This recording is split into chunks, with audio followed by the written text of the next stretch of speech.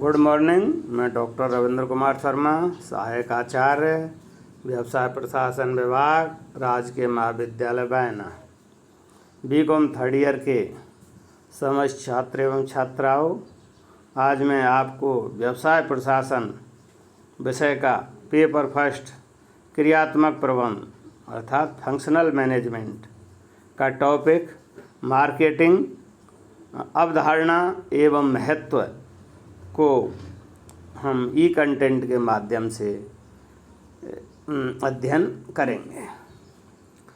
जब से मानव ने अपनी आवश्यकता से अधिक वस्तुओं का निर्माण करना प्रारंभ किया, तभी से विनिमय कार्य का भी श्री गणेश हो गया। और जब से मुद्रा के आविष्कार से मूल्य के बदले क्रय विक्रय किया जाने लगा, तभी से विपणन शब्द का भी जन्म हो गया। मार्केटिंग की विपणन की परिभाषा एवं अर्थ समयकालीन परिस्थितियों के अनुसार बदलता रहा है। जब तक किसी भी देश में विक्रेता का बाजार रहता है, तब तक विपणन की परिभाषा एक विशेष अंदाज में की जाती है, किंतु ज्यों-ज्यों देश में बाजार क्रेता का होने लगता है, त्यों-त्यों उस परिभाषा का आधार भी परिवर्तित होने लगा है। अतः विपणन का अर्थ एवं परिभाषाएँ परंपरागत दृष्टिकोण है, अर्थात संकीर्ण दृष्टिकोण कहते हैं उसको, उसके अनुसार बताई हैं। और दूसरा आधुनिक दृष्टिकोण एवं विस्तृत। परंपरागत दृष्टिकोण के से विपणन में क्रय विक्रय एवं उसकी सहायक क्रियाओं को ही सम्मिलित किया जाता है, अर्थात विपणन में इसके अंतर्गत विपणन में उत्पादन को प्रधानता दी जाती है। और आधुनिक एवं गतिशील वातावरण में ये दृष्टिकोण संकीर्ण माना गया है। अतः आधुनिक दृष्टिकोण में विपणन से आशय उपभोक्ता को संतुष्टि प्रदान करके ही लाभ कमाया जा सकता है और वस्तुओं एवं सेवाओं को बाजार की आवश्यकताओं के अनुरूप बनाया जाता है, जिससे बाजार में वस्तुओं एवं सेवाओं का हस्तांतरण आसानी से हो सके। आज बाजार प्रतिस्पर्धी एवं परिवर्तनशील है, अतः उपभोक्ता प्रधान बाजार हैं आज, अर्थात क्रेता बाजार का राजा माना जाता है। इसलिए विद्वानों ने परिभाषा, जैसे प्रोफेसर पायले ने परंपरागत दृष्टिकोण की परिभाषा दी है। उन्होंने कहा है विपणन में क्रय विक्रय तथा उसकी सहायक क्रियाएं सम्मिलित हैं। और आधुनिक दृष्टिकोण के अनुसार प्रोफेसर पॉल मजूर के शब्दों में समाज को जीवन स्तर प्रदान करना ही विपणन है। और दूसरी परिभाषा फिलिप कोटलर ने दी है। उनके अनुसार विपणन वह मानवीय क्रिया है जो विनिमय प्रक्रियाओं के द्वारा आवश्यकताओं एवं इच्छाओं की संतुष्टि के लिए की जाती है। अर्थात अब हम इस निष्कर्ष में, इस परिभाषाओं का निष्कर्ष करें तो ये निष्कर्ष निकलता है कि विपणन एक सामाजिक, आर्थिक एवं प्रबंधकीय क्रिया है, जिसके द्वारा मानवीय इच्छाओं एवं आवश्यकताओं की संतुष्टि के लिए उचित उत्पादों सेवाओं को सही समय, स्थान एवं मूल्य पर उपलब्ध किया जाता है, जिससे समाज एवं उपभोक्ताओं के जीवन स्तर एवं जीवन किस्म में सुधार किया जा सके। इस तरह से इसकी अर्थ एवं परिभाषा का अध्ययन हमने किया है। आगे इस टॉपिक में है विपणन की विशेषताएं या प्रकृति क्या है। हमने निम्नलिखित बिंदुओं के द्वारा इसमें ही कंटेंट के माध्यम से समझाने का प्रयास किया है।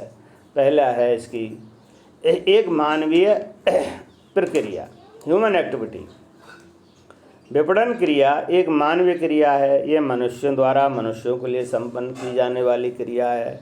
इस कार्य में यंत्रों का उपयोग अवश्य किया जाने लगा है, लेकिन इसकी सफलता मानवीय प्रयासों पर ही निर्भर करती है। दूसरे इसकी विशेषताओं में है प्रकृति में सामाजिक आर्थिक क्रिया, सोशियो इकोनॉमिक एक्टिविटी। विपणन केवल आर्थिक क्रिया ही नहीं है, बल्कि एक सामाजिक आर्थिक क्रिया है। इसका उद्देश्य लाभ कमाना है, किंतु समाज या सामाजिक प्राणियों की संतुष्टि से। तीसरा विशेषता है इसकी मानवीय संतुष्टि। यह एक विशिष्ट व्यावसायिक क्रिया है जो ग्राहकों की आवश्यकताओं एवं इच्छाओं की संतुष्टि प्रदान करने तथा उनके जीवन की किस्म सुधार करने में योगदान देती है। चौथा है इसका विशेषताओं में गतिशील एवं अविच्छिन्न प्रक्रिया। विपणन एक गतिशील एवं अविच्छिन्न प्रक्रिया है जो इस गतिशील वातावरण में निरंतर रूप से चलती रहती है। विपणन का संपूर्ण वातावरण गतिशील है क्योंकि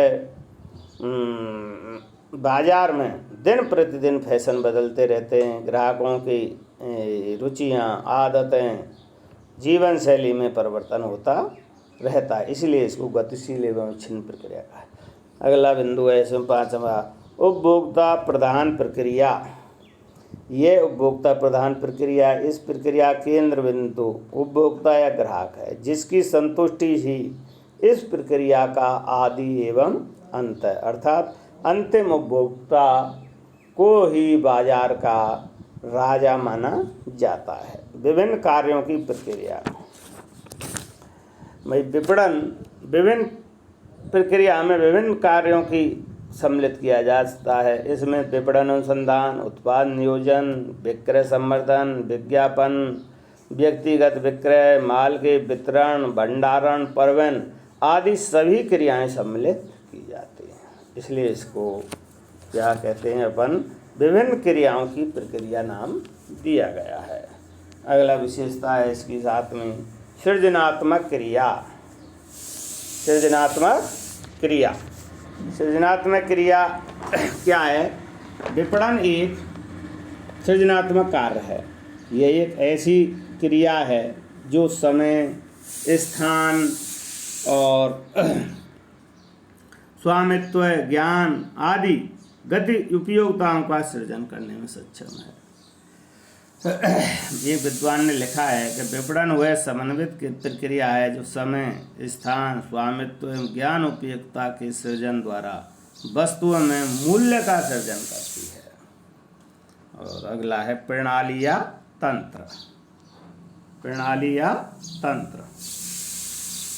विपणन कार्य अपने आप में एक संपूर्ण प्रणाली है। स्टैंटन ने कहा है विपणन उन समस्त आपसी प्रभावकारी इंटरैक्टिंग व्यावसायिक क्रियाओं की संपूर्ण प्रणाली है जो विद्यमान या भावी ग्राहकों की आवश्यकताओं की संतुष्टि करने वाली वस्तुओं या सेवाओं का नियोजन करने, उनका मूल्य निर्धारण करने, उनका प्रचार प्रसार करने के लिए की जाती है। अगला है इसमें अंतर विषयक विचारधारा, इंटर डिसिप्लिनरी अप्रोच। विपणन अंतर विषयक विचारधारा इसके अध्ययन एवं व्यवहार में अर्थशास्त्र, समाजशास्त्र, मानव विज्ञान शास्त्र, मनोविज्ञान शास्त्र सभी का ज्ञान परमावश्यक है। अर्थात विपणन को आर्थिक, सामाजिक, सांस्कृतिक, धार्मिक, राजनीतिक आदि सभी संस्थाएं प्रभावित करती हैं। और अगला बिंदु है इसमें कला तथा विज्ञान। विपणन कला एवं विज्ञान दोनों का मिश्रण है।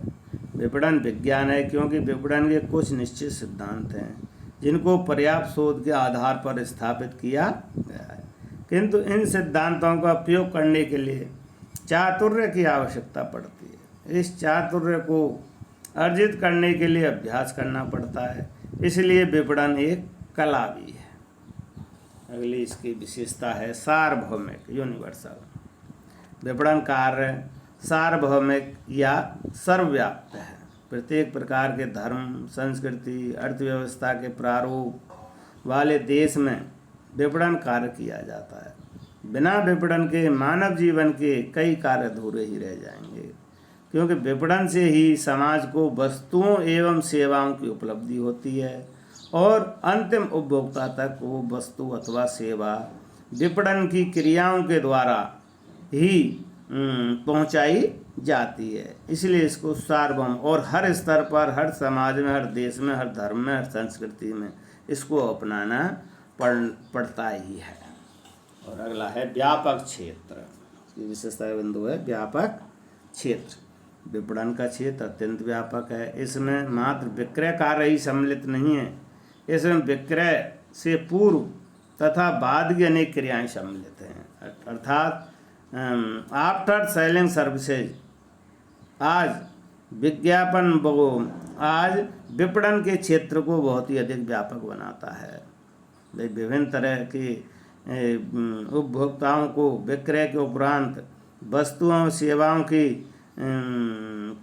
निगरानी एवं उनमें आने वाली समस्याओं का निदान भी करना वे विपणन के में आता है। इस तरह से हमने विपणन की विशेषताएं या प्रकृतियों का विभिन्न बिंदुओं के द्वारा अध्ययन किया है। अगला इसी टॉपिक में है विपणन का क्षेत्र, स्कोप ऑफ मार्केटिंग। ये आपके MDS यूनिवर्सिटी के सिलेबस के अनुसार है जो भी ये पढ़ाया जा रहा है आपको। तो इसमें विपणन का क्षेत्र का अध्ययन हम करते हैं। विपणन के क्षेत्र को हमने विभिन्न बिंदुओं के माध्यम से समझाने का प्रयास किया। इसमें निम्नलिखित क्षेत्र सम्मिलित हैं। सबसे पहला है विपणन अनुसंधान क्रिया, इसमें पहली महत्वपूर्ण है मार्केटिंग रिसर्च। विपणन के क्षेत्र में हम सर्वप्रथम विपणन अनुसंधान को रखते हैं। विपणन अनुसंधान से तात्पर्य विपणन संबंधी विभिन्न तथ्यों की खोज एवं विश्लेषण करना है ताकि विपणन समस्याओं का समुचित समाधान किया जा सके। विपणन अनुसंधान आधुनिक विपणन का प्राथमिक कार्य है। इस कार्य के अंतर्गत न केवल बाजार का अध्ययन किया जाता है बल्कि विद्यमान एवं संभावित सभी उपभोक्ताओं की इच्छाओं, रुचियों, क्रय प्रेरणाओं का अध्ययन किया जाता है। हम इसको विपणन अनुसंधान को हम कई भागों में बांट कर सकते हैं, जैसे बाजार अनुसंधान, विक्रय अनुसंधान, उत्पाद अनुसंधान, विज्ञापन अनुसंधान, विक्रय तकनीक एवं नीति अनुसंधान, निर्यात विपणन अनुसंधान आदि की क्रियाएं या शोध इस विपणन अनुसंधान में सम्मिलित हैं, जिससे विभिन्न क्षेत्रों के बारे में रिसर्च करके उस विपणन को अधिक प्रभावी बनाया जा सके। दूसरा इसका क्षेत्र में है बाजार वर्गीकरण अथवा विभक्तिकरण, मार्केट सेगमेंटेशन। विपणन के क्षेत्र में दूसरा कार्य बाजार का वर्गीकरण या विभक्तिकरण करना है। इस कार्य के अंतर्गत संपूर्ण बाजार में विद्यमान एवं संभावित ग्राहकों का पता लगाया जाता है। तत्पश्चात उन्हें उनकी विशेषताओं, आवश्यकताओं, इच्छाओं, रुचियों के अनुसार समूहों या वर्गों या उप बाजारों में वर्गीकृत किया जाता है। बाजारों का भौगोलिक आधार पर भी वर्गीकरण किया जा सकता है और इसके पश्चात व्यक्तिगत विशेषताओं के आधार पर ग्राहकों को आयु, आय, शिक्षा, परिवार के आकार, लिंग आदि के अनुसार वर्गीकृत किया जा सकता है। इससे प्रत्येक संस्था अपने सभी प्रकार के ग्राहकों की आवश्यकताओं, रुचियों तथा इच्छाओं को आसानी से संतुष्ट कर सकती है। इसलिए बाजार विभक्तिकरण करना इसके क्षेत्र में दूसरा बिंदु है। अगला बिंदु है इसके अंतर्गत विपणन के क्षेत्र में उत्पाद नीतियाँ, प्रोडक्ट पॉलिसीज। विपणन क्रियाओं में उत्पाद नीतियों का निर्धारण सम्मिलित है। उत्पाद नीतियों में उत्पादों की प्रकृति, किस्म, आकार, रंग रूप, डिजाइन, लेबल, पैकेजिंग आदि संबंधी नीतियों को सम्मिलित किया जाता है। अर्थात इसके अंतर उत्पाद नीतियों में भाई उत्पाद किस प्रकार का होगा, उसकी किस्म किस तरह की होगी, उसके उत्पाद का रंग रूप, वस्तु अथवा सेवा का रंग रूप क्या होगा, लेबल क्या होगा, पैकेजिंग किस तरह की जाएगी, जिससे कि बाजारों में माल अथवा वस्तु अथवा सेवा अंतिम उपभोक्ता तक आसानी से उपलब्ध या पहुंचाया जा सके। फिर अगला इसके विपणन का क्षेत्र में मूल्य नीति, प्राइसिंग पॉलिसी। भाई मूल्य नीति उत्पाद की सफलता को ही नहीं बल्कि संपूर्ण संस्था की प्रतिस्पर्धात्मक स्थिति को प्रभावित करती है। अतः मूल्य निर्धारण विपणन क्षेत्र की महत्वपूर्ण क्रिया है। मूल्य नीति कई बातों से प्रभावित होती है, जैसे वस्तु किस्म तथा लागत, प्रतिस्पर्धी एवं स्थानापन्न वस्तुओं का मूल्य, संस्था की एकाधिकारी या प्रतिस्पर्धी स्थिति आदि। अर्थात मूल्य नीति में मार्केटिंग के अंतर्गत मूल्य वस्तु अथवा सेवा का मूल्य इस प्रकार रखा जाता है कि बाजार में प्रचलित मूल्य से अधिक मूल्य ना हो। बाजार में प्रचलित प्रतिस्पर्धी संस्थान द्वारा तैयार की गई वस्तुओं सेवाओं की क्वालिटी एवं रंग रूप भी थोड़ा उनसे अधिक अच्छा होना चाहिए। तभी क्या है कि बाजार में वस्तुओं का स्वामित्व हस्तांतरण हो सकेगा। मूल्य नीति प्रभावित करती है। अगला वितरण प्रणालियाँ, इसका क्षेत्र है वितरण पर डिस्ट्रीब्यूशन चैनल्स।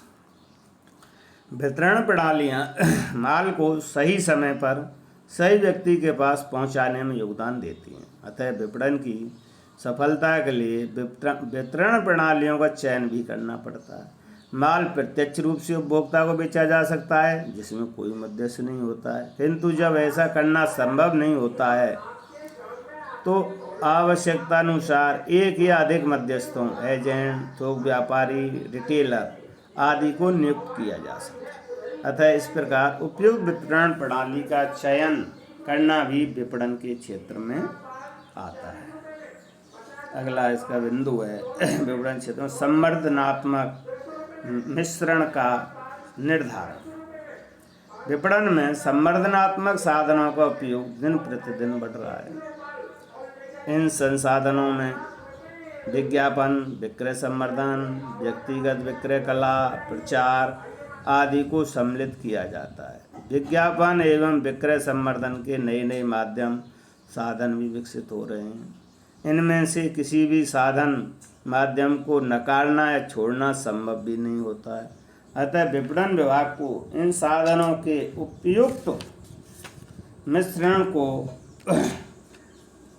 उपयुक्त मिश्रण को निर्धारित करना पड़ता है ताकि संस्था का संवर्धनात्मक कार्यक्रम अधिकाधिक प्रभावी हो सके। अब हम इसको संवर्धनात्मक मिश्रण का अध्ययन करें तो संवर्धनात्मक मिश्रण किसी भी वस्तु अथवा सेवा को बाजारों की ओर अर्थात उपभोक्ता की ओर धकेलने में एक महत्वपूर्ण भूमिका निभाता है।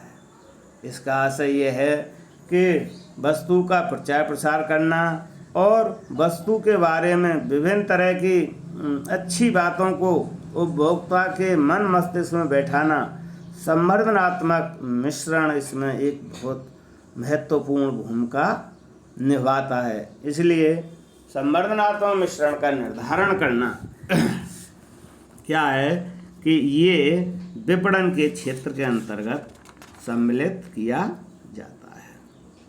अगला है विक्रय उपरांत सेवा। इसके विपणन के क्षेत्र में है विक्रय उपरांत सेवा, भाई आफ्टर सेलिंग सर्विसेज।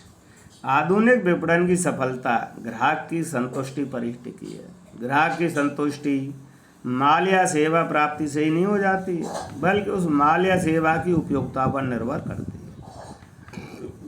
माल या सेवा को सदैव उपयोगी बनाए रखने के लिए उसके विक्रय के बाद भी निरंतर सेवा की आवश्यकता पड़ती है। इन सेवाओं में माल की मुफ्त मरम्मत, सफाई, देखभाल आदि को सम्मिलित किया जाता है। अब आज के प्रतिस्पर्धी एवं गतिशील बाजारों में या वातावरण में विक्रय उपरांत सेवा का सबसे महत्वपूर्ण स्थान है।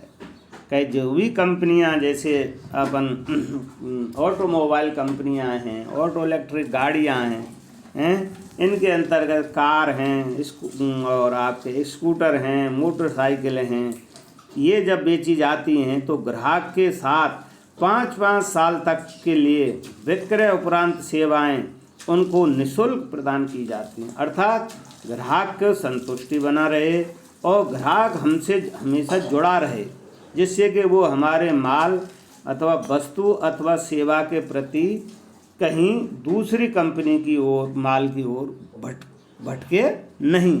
इसलिए विक्रय उपरांत सेवाएं निरंतर ये दी जाती हैं, जिससे कि उपभोक्ता को उस वस्तु के उपयोग करने में आने वाली समस्याओं का समाधान हो सके और वस्तु उनके लिए हमेशा उपयोगी बने रह सके। अब भाई कई वस्तुओं सेवाओं का जीवन काल 10 साल होता है, किसी वस्तु अथवा सेवा का 15 साल होता है। तो ये 10 या 15 साल तक कोई भी कंपनी अपने ग्राहक के साथ हमेशा जोड़े रखती है। उनको आफ्टर सेलिंग सर्विसेज में जैसे पार्ट्स उपलब्ध कराना किसी भी गाड़ी के या किसी वस्तु के, उसकी मरम्मत करते रहना और उसका बीमा एवं अन्य सेवाएं समय समय पर प्रदान करते रहना, ये विक्रय उपरांत सेवा में सम्मिलित है। और अगला बिंदु है इसके अंतर्गत विनिमय संबंधी क्रियाएं, एक्टिविटीज रिलेटेड एक्सचेंज। विनिमय संबंधी क्रियाएं भी विपणन के क्षेत्र में सम्मिलित हैं।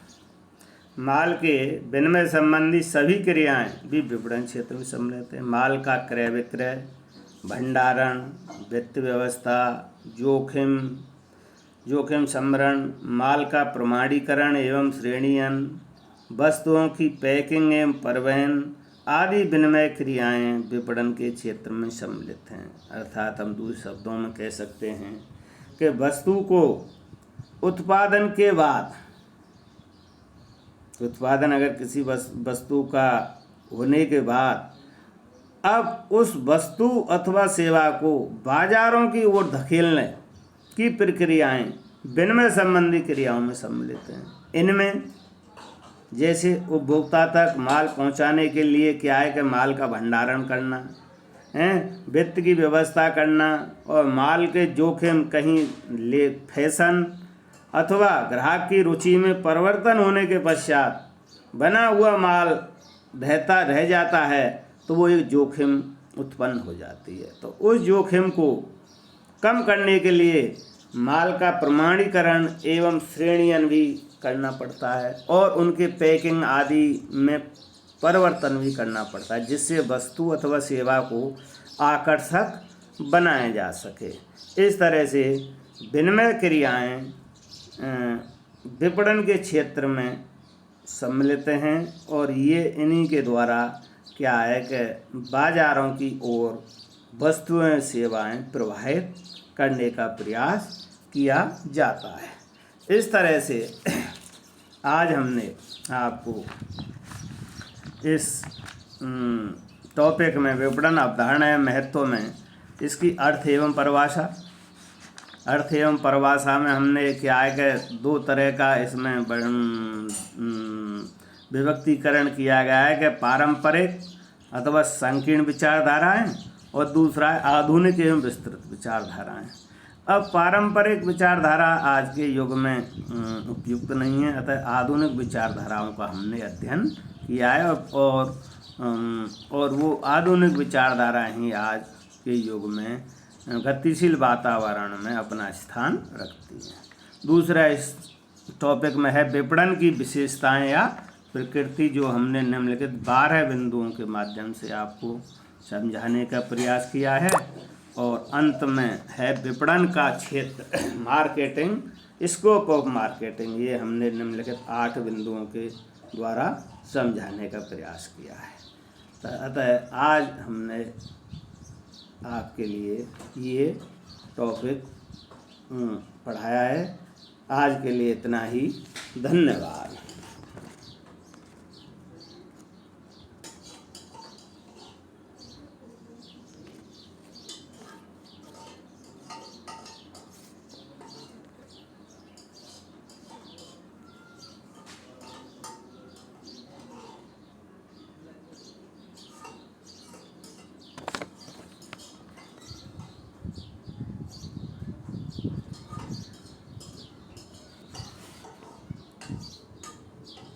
बंदना है रो।